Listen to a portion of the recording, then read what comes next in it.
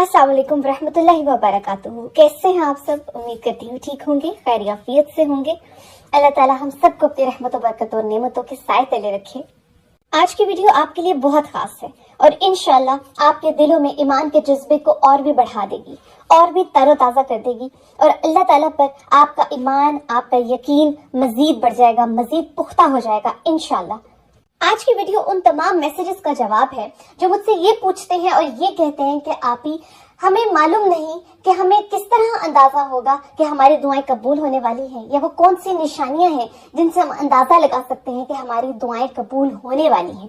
कई बार ऐसा होता है कि दुआ करने से हमारी जिंदगी में पॉजिटिविटी ऑलरेडी शुरू हो चुकी होती है, हमारी जिंदगी में मस्बत अंदाजे शुरू हो चुके होते हैं, लेकिन शैतानी वसवसे और नाउम्मीदी हमें उन साइंस को देखने नहीं देती या हमारे दिलों को पहचानने नहीं देती।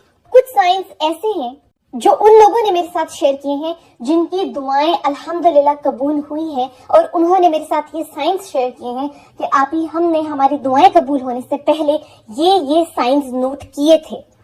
और उनकी बातें सुनने के बाद मुझे इस बात का यकीन हो गया, 100% बल्कि यकीन हो गया कि जो साइंस उन्होंने मुझे बताए हैं वो बिल्कुल उनकी दुआओं के कबूल होने के ही साइंस थे।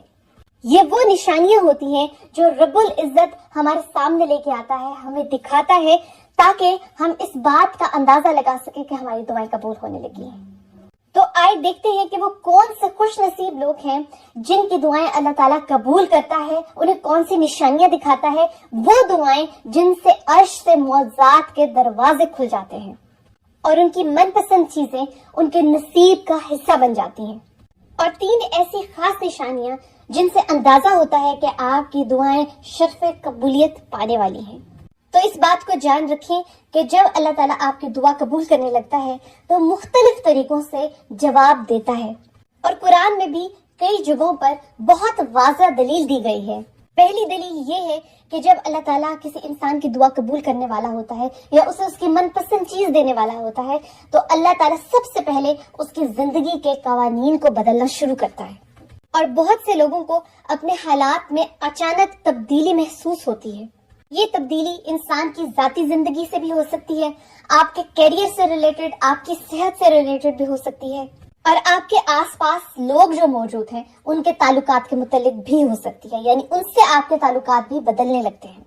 जैसा कि अगर आप किसी चीज के लिए बार बार दुआ कर रहे हैं और आपको नजर आने लगता है कि उसके असबाब बनना शुरू हो गए हैं, जैसा कि बहुत से लोग नौकरी के लिए दुआ करते हैं कि अल्लाह हमारी नौकरी लग जाए, हमारी आमदनी का कोई जरिया बन जाए, तो बहुत से लोग ऐसे हैं कि वो देखते हैं कि असबाब बनना शुरू हो जाते हैं, यानी किसी भी आपके आसपास जो लोग मौजूद हैं उनके रेफरेंस के जरिए से आपको जॉब मिल सकती है। आपने कोई पहले इंटरव्यूज दिए हुए हैं तो उससे आपको कॉल आ सकती है जॉब की। और खास तौर पर यहाँ पे मैं ये बात मेंशन कर दूं कि ये उन्हीं लोगों के लिए जिन्होंने अपने लिए दुआ की होती है। और मैंने बहुत सी वीडियोस में आपको कई ऐसे कलिमात बताए हैं जिनके जरिए आप दुआ कर सकते हैं, जिन्हें पढ़ के आप दुआ कर सकते हैं। तो इंशाल्लाह रब्बुल इज्जत आपकी दुआ जरूर कबूल फरमाएगा। और उसमें एक मेरी सबसे खास और फेवरेट दुआ हजरत मूसा अलैहिस्सलाम की दुआ है जो अभी आपको स्क्रीन पर नजर आ रही होगी। ये बहुत खास दुआ है, हर तरह के मसले को हल करने के लिए दुआ है। खास तौर पर उन लोगों को मैं ये दुआ बताती हूँ जो नौकरी ढूंढ रहे हैं, जॉब ढूंढ रहे हैं, या जिनके कोई कारोबारी मसाइल फंसे हुए हैं और उन्हें कोई रास्ता नजर नहीं आ रहा, तो ये आखिरी हल की दुआ है। और इसी तरह वो लोग जो अपनी अच्छी सेहत के लिए दुआ कर रहे हैं, तो अक्सर ऐसे लोगों को जो अपने लिए दुआ कर रहे हैं उन्हें अपनी सेहत में बेहतरी महसूस होती है, उन्हें अपनी जहनी हालत में बेहतरी महसूस होती है। इसके अलावा आपके दिल में और जहन में एक खास सुकून का उतरना, उम्मीदी का उम्मीद में बदलना एक सबसे मेन निशानी है, एक मेन साइन है अल्लाह की तरफ से कि वो आपकी दुआएं कबूल कर रहा है। कि अल्लाह ताला ने कुरान पाक में बार बार ये बात इरशाद फरमाई है कि ए मोमिनो तुम मुझसे दुआ करो और मैं तुम्हारी दुआ को कबूल फरमाऊंगा।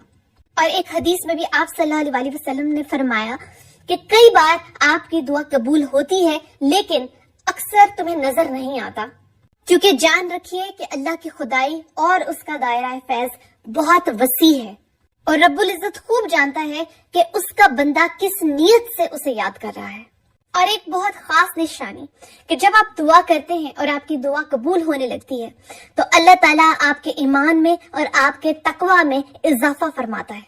یعنی اگر آپ کی آنکھ کھلنے لگی ہے رات کے آخری پہر یعنی تہجد کے وقت، آپ کی آنکھ کھلتی ہے اور آپ تہجد ادا کرتے ہیں، یا آپ تہجد ادا نہیں بھی کرتے لیکن آپ کی آنکھ بار بار کھل رہی ہے، تو اس کا یہ مطلب ہے کہ اللہ تعالیٰ آپ کو اپنی طرف بلا رہا ہے. اور وہ لوگ جو تہجد پھر ادا کرتے ہیں، اس کا یہ مطلب ہے کہ اللہ تعالیٰ آپ کی دعائیں قبول فرما رہا ہے، آپ کی دعائیں قبول کر رہا ہے.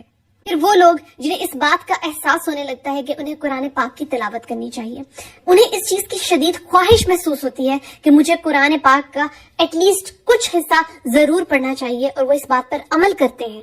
فرض نماز پڑھنے کی، انہیں تہجد پڑھنے کی توفیق مل رہی ہے، تو یہ کس کی طرف سے مل رہی ہے؟ اللہ تعالیٰ کی طرف سے مل رہی ہے. اور اللہ تعالیٰ ایسے لوگوں کی، ایسے بندوں کی دعائیں ضرور قبول فرماتا ہے. انہیں اس بات پہ پورا یقین ہونا چاہیے کہ اگر میں یہ فرض نماز ادا کر رہی ہوں یا میں تہجد ادا کر رہی ہوں تو اس کا مطلب ہے کہ اللہ تعالیٰ میری دعائیں قبول کر رہا ہے. اور یاد رکھیے کہ دعاؤں میں بہے ہوئے ہمارے چند آنسو اس بات کی گواہی دیتے ہیں کہ ہماری دعاؤں سے ہماری تقدیر پلٹنے والی ہے انشاءاللہ. اور پھر اللہ رب العزت ایسے معجزات فرماتا ہے جو نہ زمین والوں نے دیکھے ہوتے ہیں اور نہ آسمان والوں نے. اور میں نے اپنی کئی ویڈیوز میں بار بار یہ بات عرض کی ہے کہ آپ جب بھی نماز پڑھتے ہیں تو نماز کے اینڈ پر ایک سجدہ ایسا ضرور کیا کریں جس میں آپ خاص دعا کیا کریں اپنی اس حاجت کے لیے جو آپ چاہتے ہیں کہ اللہ تعالیٰ اس حاجت کو قبول فرمائے. یاد رکھیے یہ ایک سجدہ بہت امپورٹنٹ، بہت خاص ہوتا ہے، اللہ تعالیٰ کے نزدیک بہت محبوب ہوتا ہے. اور وہ لوگ جو مجھے میسیجز میں یہ کہتے ہیں کہ آپی جب میں دعا کرتی ہوں تو اس کے بعد مجھے ایسا لگتا ہے کہ گہرا سکون کا احساس میرے اندر اتر رہا ہے، مجھے اپنا آپ ہلکا محسوس ہوتا ہے، یا مجھے ایسا لگتا ہے کہ میرا سارا ڈپریشن غائب ہو گیا ہے، تو میرا صرف ایک ہی جواب ہوتا ہے کہ آپ کی دعائیں قبول ہو رہی ہیں. رب العزت نے آپ کی دعاؤں پر کن فایا کن کہہ دیا ہے.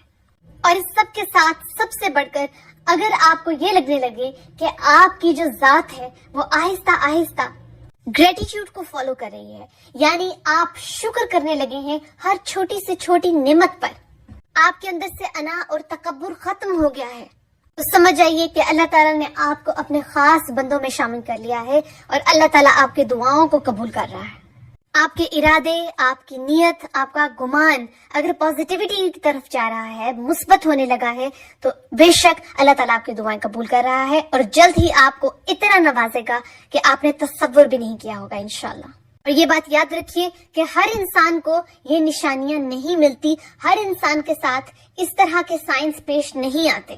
کہ اللہ تعالیٰ خود قرآن میں فرماتا ہے کہ وہ انسان فلاح پا جاتا ہے، فلاح پا گیا جس نے اپنے نفس کا تزکیہ کیا، یعنی اس انسان نے اپنے نفس پر شیطان کو حاوی نہیں ہونے دیا، کہ اس نے اپنی ذات کو اللہ کے سامنے سرنڈر کر دیا ہے.